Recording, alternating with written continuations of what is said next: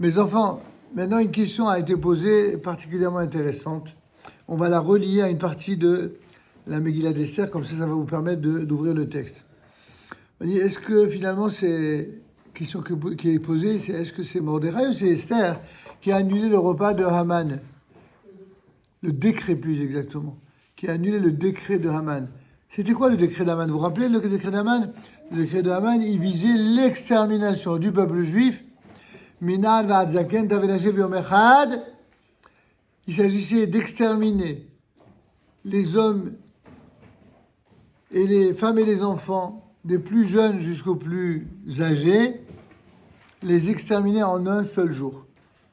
Je vous rappelle que Haman, il est descendant de Agag, qui est celui qui avait survécu de Shaoul, un mêleur du roi Shaoul, comme on l'a vu dans l'Haftara de cette semaine. Et on voit ce qu'il en a été d'avoir eu pitié de quelqu'un qui faisait partie de Amalek. À chaque fois que les Juifs ont pitié de ce type d'ennemi-là, ça se retourne toujours contre eux. Et cette erreur, elle va coûter cher au monde entier. Elle ne va pas coûter cher qu'aux Juifs, elle va coûter cher au monde entier. À chaque fois que le monde entier s'éprend tout d'un coup d'un humanisme, comme on dirait aujourd'hui, d'une sensibilité, d'une pseudo-moralité à l'égard de ceux qu'ils sont considérés à leurs yeux, soi-disant comme plus faibles, alors que ce sont les plus méchants. Pourquoi ils font ça? Avant d'aborder ta question, il faut se poser la question. Comment se fait-il qu'il y a des gens qui parlent d'êtres humains, de civils innocents, de bébés, uniquement lorsqu'il y a des combats contre Israël? Ces mêmes nations qui, lorsqu'il y avait des Juifs pendant 2000 ans qui étaient chez eux, ils n'ont jamais eu pitié ni des bébés, ni des hommes, ni des femmes, ni de personne. Maintenant, tout d'un coup, ils ont pitié uniquement pour empêcher Israël de se débarrasser d'un seul et unique ennemi. Je dis bien un seul. C'est celui qui descend de ce qu'on appelle Amalek. Qui c'est Amalek? C'est celui qui représente ceux qui veulent exterminer le peuple juif.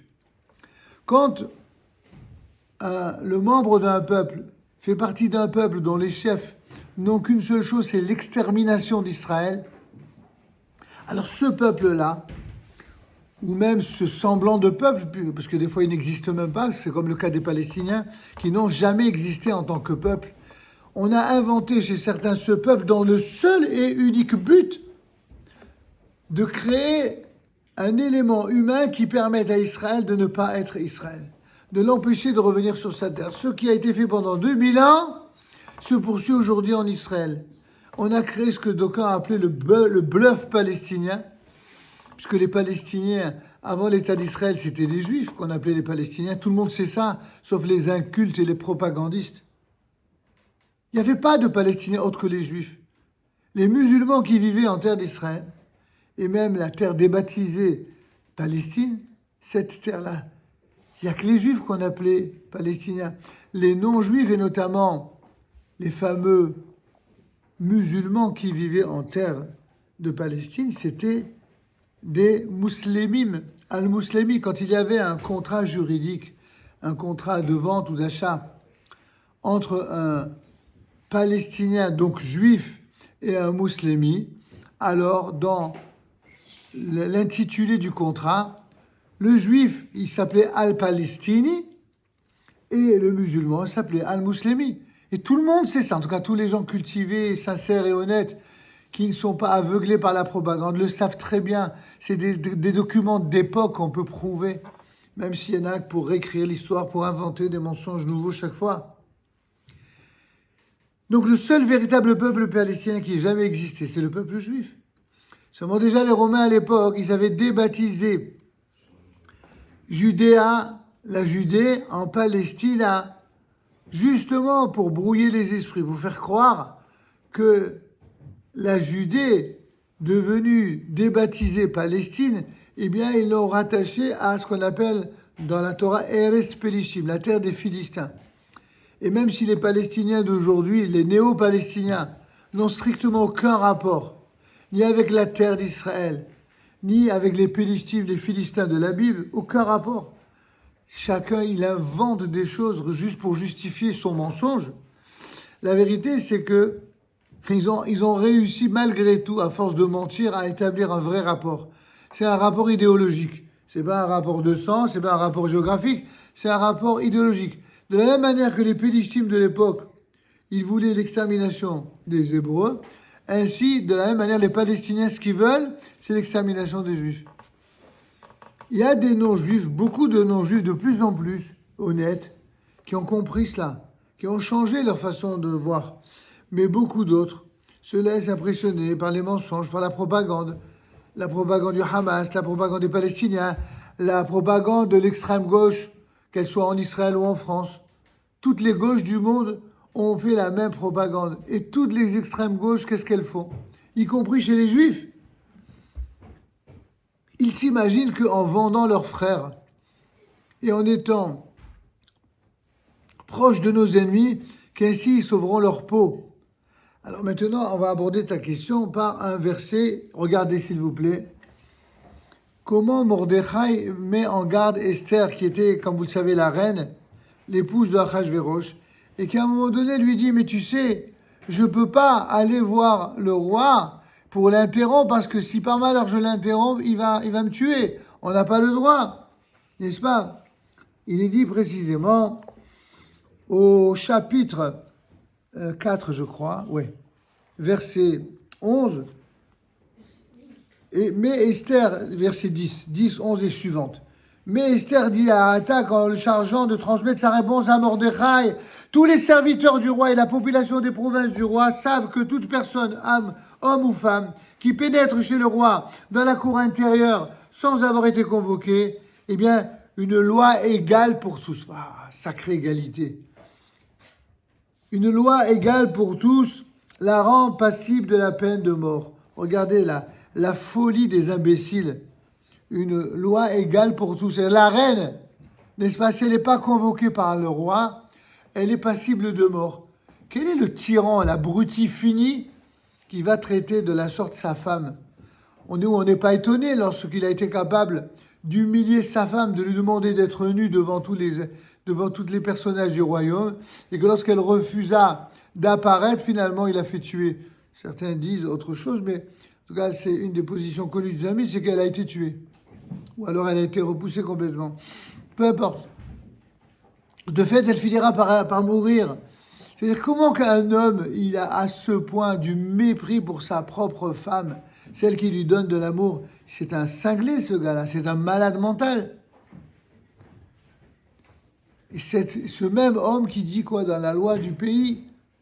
Celui qui apparaît devant le roi sans que qui n'a pas été convoqué, même si c'est la reine, condamné à mort. Alors elle est au courant, Esther.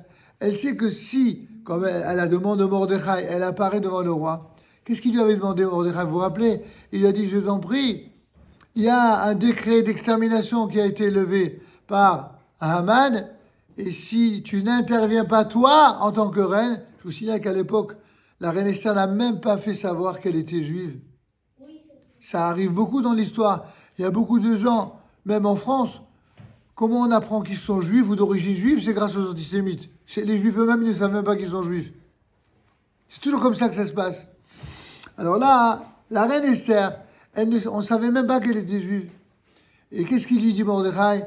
Il faut que tu te fasses savoir. Il faut que tu annules ce décret d'extermination. Tu entends? C'est la réponse à ta question. Commence seulement à répondre à ta question. Mordechai lui demande cela. Il lui demande d'annuler. Parce que sans cela, qu'est-ce qui va se passer? Les Juifs vont être exterminés. Or, finalement, regardez la suite. Elle est très intéressante. La suite, c'est quoi? Les paroles d'Esther ayant été communiquées à Mordechai, celui-ci dit de porter cette réponse à Esther, à nouveau par l'intermédiaire d'un envoyé. C'est quoi la réponse qu'il lui donne? Il lui dit, écoutez bien, cette réponse, elle est pour tous les Juifs honteux, pour tous les Juifs de cour qui se prosternent devant le pouvoir dans le seul but d'être bien dans leur position personnelle au détriment de leurs frères. Tous ces Juifs honteux qui condamnent les dirigeants d'Israël parce qu'ils pensent à leur propre business ici. Ces Juifs-là qui sont de véritables traîtres, non seulement au peuple d'Israël, mais même aux nations qu'il prétend soi-disant respecter. Qu'est-ce que répond Mordechai? Regardez. Ne te berce pas de l'illusion que seul, c'est-à-dire toi, Esther, seul d'entre les Juifs, tu échapperas au danger. C'est le message à tous les Juifs qui veulent grandir en politique et qui veulent montrer qu'ils aiment tellement le pays dans lequel ils vivent qu'ils seront crédibles vis-à-vis des autres. Ils n'ont rien compris. Ils ont décidément rien compris à la philosophie des antisémites. Et ne crois pas que c'est ça qui va te protéger grâce au palais du roi. C'est comme s'il avait dit à tous les Juifs, encore aujourd'hui, dans les différents gouvernements, de droite ou de gauche, ne croyez pas que parce que vous êtes bien ici en France ou aux États-Unis, que ça va vous protéger. Vous comprenez donc pas que lorsque des moments de vérité apparaissent dans l'histoire, ces mêmes gens qui sont soi-disant de grands amis des Juifs, ils vous tourneront le dos, ils seront aussi hypocrites que jamais dans l'histoire, et ils feront tout pour vous causer votre perte à vous et celle de votre peuple. C'est exactement ce que dit le texte, écoutez bien. Car si tu persistes à garder le silence, à l'heure où nous sommes, c'est ce que Mordechai dit à Esther, la délivrance et le salut, de toute façon, surgiront pour les Juifs, mais d'autre part. Tandis que toi et ta maison de ton père, vous périrez. Ça, c'est un message à tous les Juifs qui sont des traîtres. Ce sont eux qui périront en premier. C'est toujours les Juifs traîtres à leur nation, que ce soit en Israël, en France, aux États-Unis ou ailleurs. C'est toujours les Juifs honteux et traîtres qui périssent en premier et les nations se vengent contre eux. Alors que les autres qui ont été menacés, c'est d'Afka eux qui survivront. Vous entendez? Vous comprenez ce que ça veut dire ou pas? Et qui sait? Écoutez bien les enfants.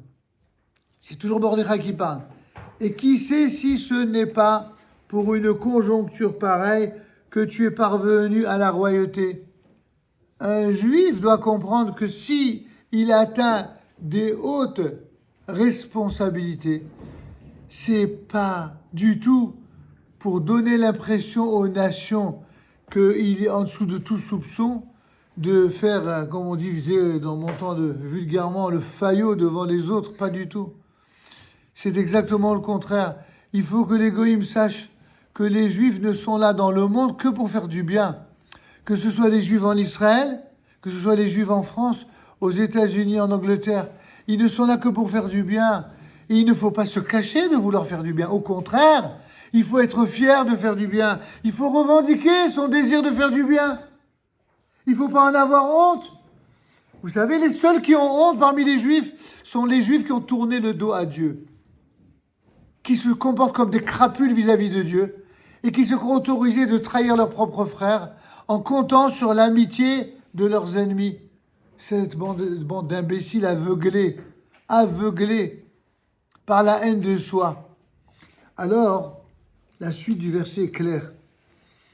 Alors, Esther fit porter cette réponse à Mordechai.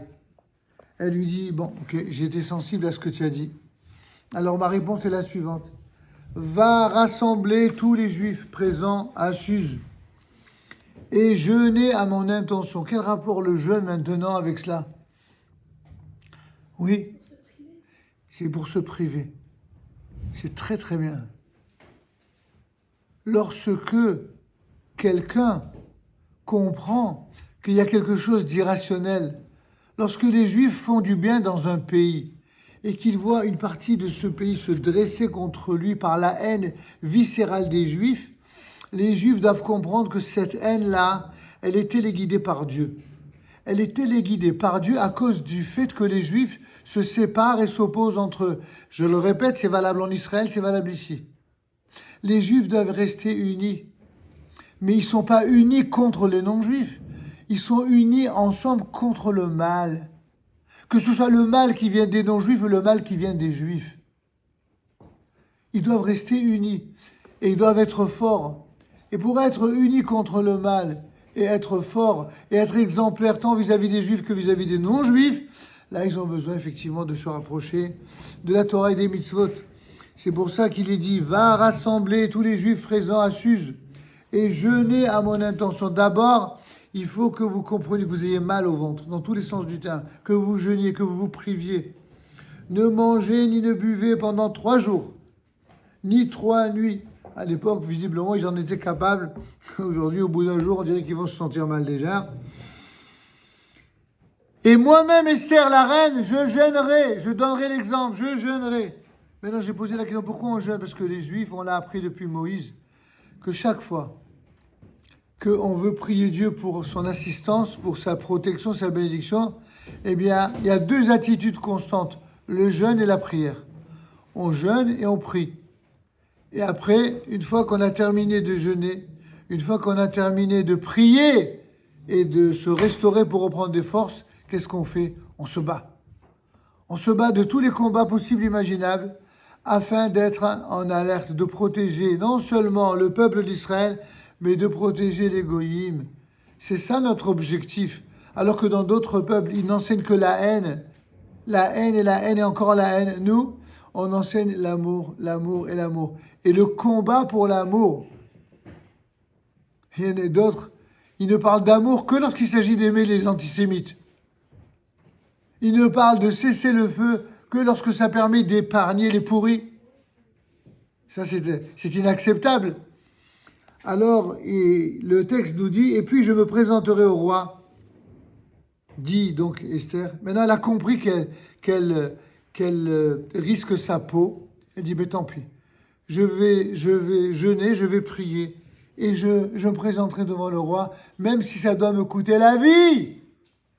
C'est ça un vrai juif, quelle que soit la position qu'il occupe, il risque sa vie, parce qu'il sait que c'est l'avenir du peuple juif et de toutes les nations dépend de son courage, et pas de sa couardise, c'est-à-dire de sa traîtrise et de sa honteuse peur incalculée. Alors Mordechai se retira et il exécuta strictement ce que lui avait ordonné Esther. Et maintenant, on a enfin la réponse. Regardez la page 67 dans vos livres. Le 3e jour, Esther se revêtit de ses atours de reine, c'est-à-dire les plus beaux vêtements qu'elle pouvait avoir.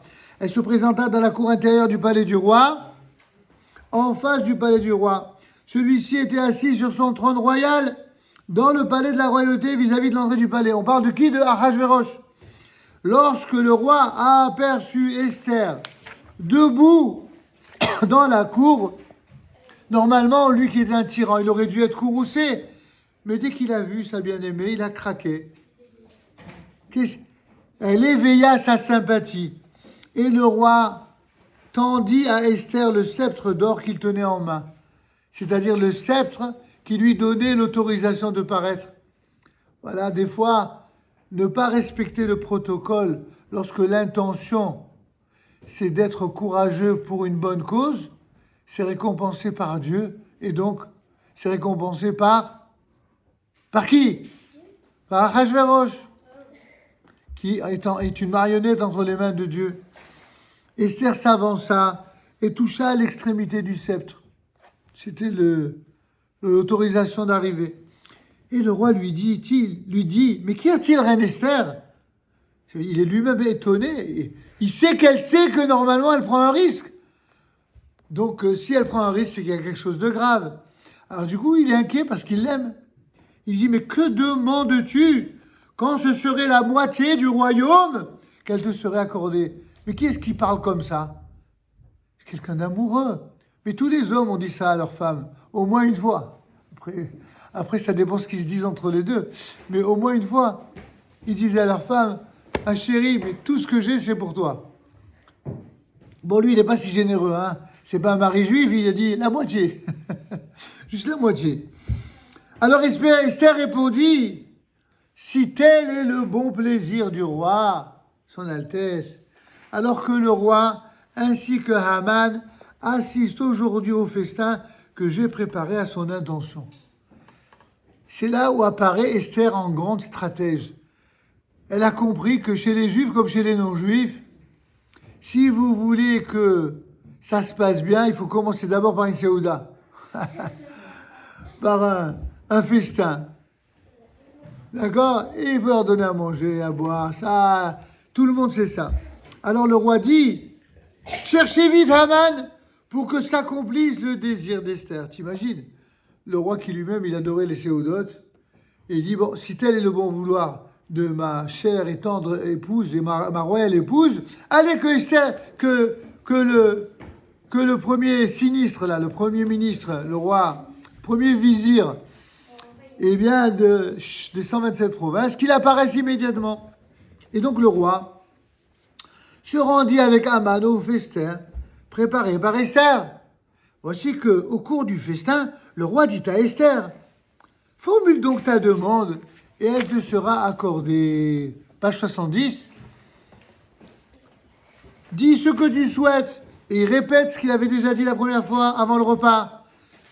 Quand bien même ce serait la moitié du royaume, tu l'obtiendrais. Esther répliqua et dit, ma demande et ma requête les voici. Si j'ai trouvé grâce aux yeux du roi, et s'il plaît au roi d'agréer ma demande et d'accéder à ma requête, que le roi veuille se rendre avec Haman au festin que je veux lui préparer, et demain, je me conformerai à la volonté du roi. Et vas-y, qu'elle fait durer le plaisir. Elle dit, maintenant, c'est carrément une super séouda. Vous imaginez la teuf, une super partie. Mais, alors du coup, Haman, il a pensé qu'évidemment, il était tellement orgueilleux, il a cru que c'était vraiment pour lui. Il dit, ah, c'est extraordinaire, hein. Je suis remonté dans les cimes de la reine, ça fait plaisir. Tellement imbu de lui-même, comme le sont tous les dictateurs, persuadé que ce qu'elle était en train de faire, c'était pour honorer Haman. Ce jour-là, Haman se retira, joyeux, et le cœur content. D'accord? Vetovlev. Sameach Vetovlev, dit le texte. Il était content, il était heureux, mais c'était le summum de sa gloire. Et je vous rappelle qu'on est toujours dans le contexte où Haman, il venait de faire décider un décret d'extermination des Juifs. Alors, regardez la suite, écoutez bien. Ce jour-là, Haman se retira, joyeux et le cœur content, mais quand Haman vit à la porte du roi Mordechai, qui ne se levait toujours pas et ne bougeait pas devant lui, il fut rempli de colère contre Mordechai. Mais toutefois, Haman se contint, c'est-à-dire il s'est contenu, il a dit, bon, il ne paie rien pour attendre celui-là, je m'occuperai de lui, de sa race et de tous les Juifs après. C'est lié à ce qu'on fait? Ou qu'est-ce que tu veux? Pourquoi Esther, elle invite Haman? Ah, c'est une bonne question, très bonne question. Mais parce que... Vous entendez la question? Pourquoi elle invite Haman? Pourquoi elle n'invite pas directement Achashverosh? C'est ça que tu veux dire? Parce que les Réchaïm, il faut les confondre devant et en situation. La force des Réchaïm, la force de ceux qui font le mal, c'est toujours de se retrancher, de se cacher pour faire le mal. Ils se planquent toujours à l'extrême gauche, vous savez, pour faire du mal. Que ce soit dans l'échiquier politique ou dans la société. Ils vont, même quand ils vont dans la rue, ils vont aller toujours rechercher les racailles pour faire du mal. Ils font du mal comme des rats. D'ailleurs, racaille, il y a le mot rat dedans. D'accord? C'est-à-dire des gens qui ne se réunissent que pour faire du mal. Ces gens-là, il faut les confondre. Il faut les mettre face à la réalité. Face à la réalité qui n'est pas celle de ceux qui font en cachette, mais de ceux qui font au grand jour. Alors, c'est ce qu'il a fait. C'est la réponse à ta question. Elle a voulu créer une situation où Mordechai l'impie devait assumer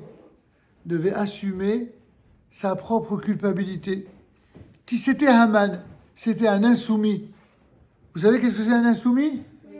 C'est celui qui refuse de se soumettre non seulement à Dieu, non seulement à la loi dans son sens le plus large, la loi juive, la loi non juive, ils se soumettent à aucune loi, à aucun ordre moral. Leur seule loi, c'est la loi du mal. la loi de la destruction et de la haine. C'est tout ce qu'ils connaissent. Et tout ce qu'ils font, tout ce qu'ils organisent. Regardez ici en France, ce qu'ils font contre Israël, contre les Juifs. Il n'y a jamais eu autant d'antisémitisme et autant de haine des Juifs que depuis que ces gens-là ont pris un petit peu, n'est-ce pas, de force politique par électoralisme auprès de ceux qui sont antisémites. Et on ne met pas, contrairement à eux, dans leur calcul politique, on ne met pas tous les arabo-musulmans dans le même. Pas du tout. Il y a en France des musulmans qui sont très très bien, qui sont des gens honnêtes, mais ces gens-là, ils ont peur de leurs propres frères. Ils ont peur d'ouvrir la bouche parce que sinon ils risquent de se faire frapper ou égorger, dans le pire des cas. Alors ils disent rien. Donc ils donnent l'impression que tous les musulmans pensent de la même manière. La vérité, elle est beaucoup plus complexe. Et la vérité, elle finit toujours par rejaillir un jour. Des fois, c'est par les votes, et d'autres fois, c'est par les événements dans la rue. Combien qu'il y a de gens dans la rue qui se font remarquer? C'est une minorité.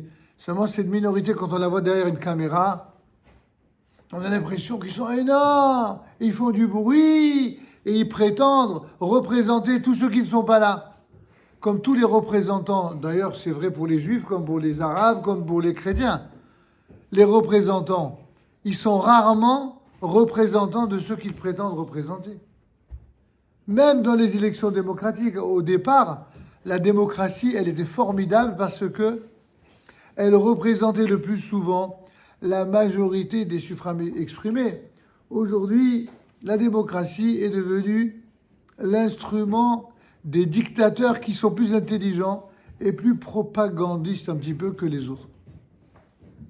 Ceux qui sont plus intelligents, qui savent comment utiliser la démocratie contre le droit, contre la morale, contre la loi de la majorité.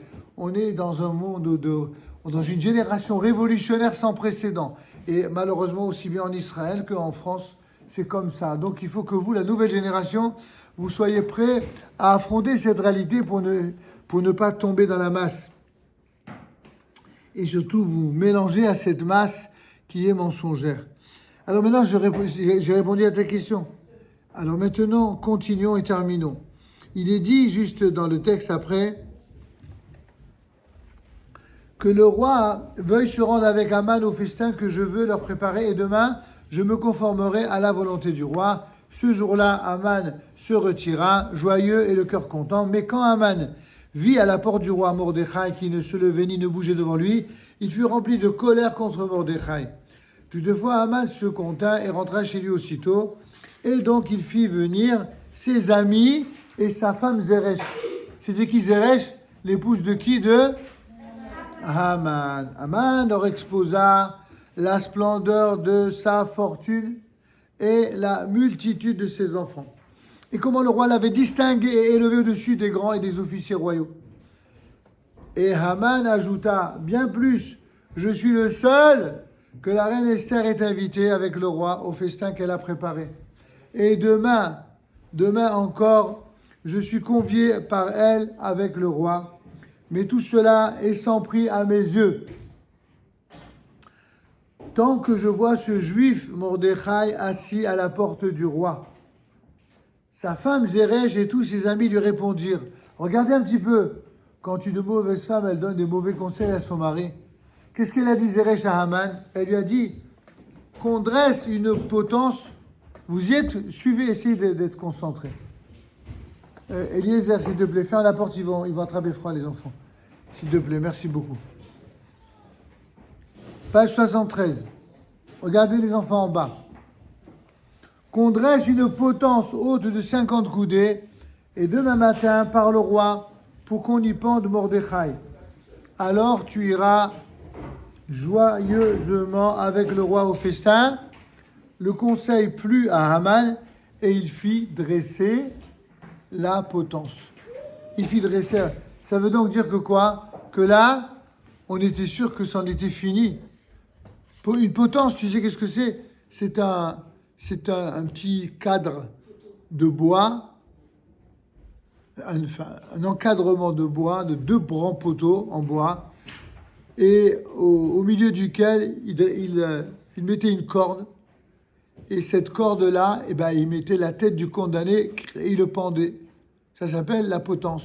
Tu sais que ça veut dire pendre quelqu'un. Alors ça, c'est la potence. Alors prendre, ça veut dire mettre la tête de quelqu'un à l'intérieur. Je te réponds à la question. À l'intérieur de ce rond-là de corde. Et donc, ils vont ainsi tirer la corde. Et lorsqu'ils vont enlever, n'est-ce pas, le lieu sur lequel il pose ses pieds, ils vont enlever, il y a une trappe. Et une fois que la trappe est ouverte, il est mort par strangulation. Ça veut dire qu'il va mourir par le fait d'être étranglé. Bon, ce système de mort existait très souvent au Moyen-Âge, ça, encore plus à l'époque de la Révolution. Et donc, laissez-moi juste terminer avant de passer aux nouvelles questions. Qu'est-ce que, dans le 6e chapitre, on voit le dénouement? Regardez à la page 75. Pour l'instant, ne levez pas ça ne sert à rien de lever la main. Écoutez. Cette même nuit dont nous parlons, comme le sommeil fuyait le roi, il ordonna d'apporter le recueil des annales relatant les événements passés, et on en fit la lecture devant le roi. Qu'est-ce que c'est les annales? C'est comme un livre personnel, comme un journal personnel, mais royal. Intime, mais royal. Ça veut dire à l'échelle du royaume, et ça s'appelle les annales ou les chroniques. On y trouva ainsi consigné ils ont consigné le fait que Mordechai avait dénoncé Bigtana et Teresh, 2 des eunuques du roi, qui avaient été préposés à la garde du seuil, qui avaient résolu d'attenter à la vie du roi Assuérus. Ce sont 2 gardes du roi qui avaient comploté contre le roi. Et donc, on posa la question, c'est lui, le roi Assuérus, qui va poser la question à ses conseillers. Mais quel honneur, demanda le roi, et quelle dignité a-t-on décerné à Mordechai pour cela? Rien n'a été fait pour lui, répondirent les sages. Les pages, pardon, répondirent les pages du roi. C'est quoi un page? C'est les conseillers. Comment? Un serviteur, exactement. Ce qui était chargé du service. Donc le roi interrogea. Regardez, à chaque fois il oublie de fermer la porte, j'ai peur que les enfants attrapent froid. Le roi interrogea, mais qui est-ce qui est dans la cour? Or, Haman venait d'entrer dans la cour extérieure du palais royal pour demander du roi qu'on pendit Mordechai à la potence. Vous entendez un petit peu? Comme par hasard. Au moment où le roi, qui ne pouvait trouver le sommeil, se rend compte qu'il doit une fière chandelle à Mordechai de lui avoir sauvé la vie, comme par hasard, c'est à ce moment-là précis que Mordechai, qui était à l'origine de cette idée, tout d'un coup, qu'est-ce qui se passe? Il se passe quelque chose de grave. C'est que Haman lui-même va dresser la potence contre celui-là même que... Contre lui. Voilà. Alors, voilà Haman qui se tient dans la cour, qu'il entre, dit le roi. Et Haman étant entré, le roi lui dit, mais que convient-il de faire pour l'homme que le roi désire honorer? Et Haman de se dire, mais à part soi, est-il quelqu'un à qui le roi tienne à rendre plus d'honneur qu'à moi-même? C'est toujours ça, les dictateurs sont toujours sûrs qu'ils sont les meilleurs, qu'ils sont les plus grands, que c'est eux qui méritent d'être honorés. Alors Haman, croyant que c'est lui qui voulait être honoré par le roi, il répondit au roi, mais s'il est un homme que le roi est à cœur d'honorer, alors qu'on fasse venir un vêtement royal qu'a porté le roi, et un cheval que le roi a monté, et sur la tête duquel figure une couronne royale. Il était persuadé que ça allait se faire pour lui, et que l'on confie le vêtement et le cheval à l'un des seigneurs du roi, des hauts dignitaires, pour qu'on mette le vêtement à l'homme que le roi veut honorer, qu'on le promène sur le cheval par la grande place de la ville, en le faisant précéder de cette proclamation. Voilà ce qui se fait pour l'homme que le roi veut honorer. Qu'est-ce qu'il répond? Ahasuérus, soyez concentrés les enfants, page 80, nous sommes en bas. Va vite, dit le roi à Haman, va prendre le vêtement et le cheval dont tu as parlé, et tu fais exactement comme tu l'as dit à l'égard du juif Mordechai, qui est assis à la porte du roi. N'omets aucun détail de tout ce que tu as proposé. Imaginez, Haman, il vient, pour préparer la potence pour pendre haut et court Mordechai. Et le roi, qu'est-ce qu'il lui demande? Il lui demande d'honorer, alors qu'il croyait que c'était lui. Mais quelle humiliation! Vous imaginez un petit peu? Haman prit donc le vêtement et le cheval. Il habilla Mordechai et le promena à cheval par la grande place de la ville en s'écriant devant lui, « Voilà ce qui se fait pour l'homme que le roi veut honorer. » Puis Mordechai retourna à la place du roi et Haman gagna précipitamment sa maison, accablé de tristesse et la tête basse. Haman raconta à sa femme Zeresh et à ses amis, il lui dit, tu te rends compte, tu as vu le conseil que tu m'as donné? Regarde où ça m'a amené. Non seulement j'ai pas pu dresser la potence, mais en plus de ça, j'ai été humilié devant tout le monde. Et il dit à Zeresh et à ses amis tout ce qu'il était advenu. Et voici que les sages et la femme, Zeresh, lui a répondu comme ça. Aïe, aïe, aïe, aïe, qu'est-ce qu'on a fait là? S'il est de la race des Juifs, ce Mordechai, devant qui tu as commencé à tomber, tu ne pourras pas l'emporter sur lui.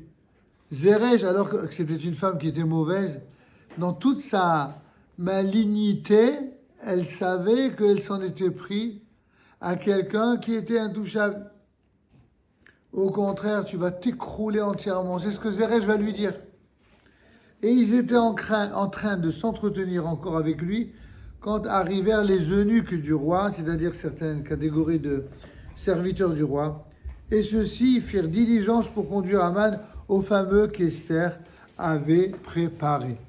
Et donc là, comme l'heure tourne, je vais juste très très succinctement nous dire la suite.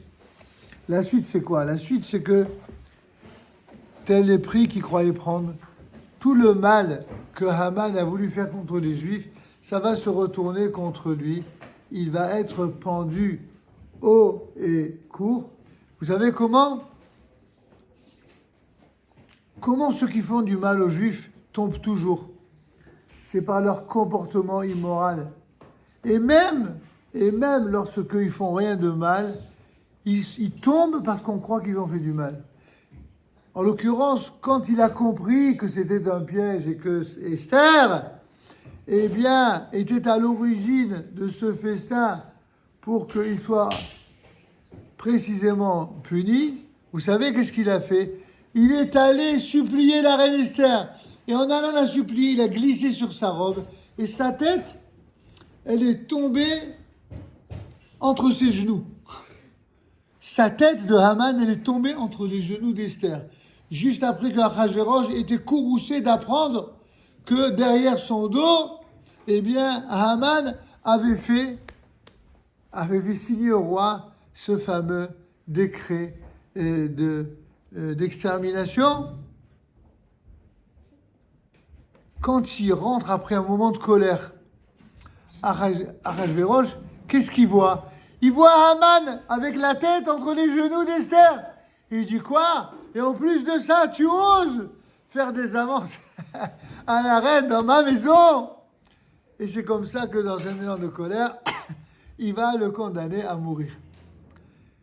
Alors évidemment, tous les gens qui voient d'une manière très très légère l'histoire de la reine Esther, ils s'imaginent que c'est un conte de fées, un conte des 1001 nuits, que comme par hasard, que tous les événements sont liés au hasard. Et la Torah, les sages, dans le Talmud, notamment dans Maser el Megillah, viennent nous apprendre que toutes ces choses que l'on attribue au hasard ne sont rien d'autre que la volonté d'Hachem.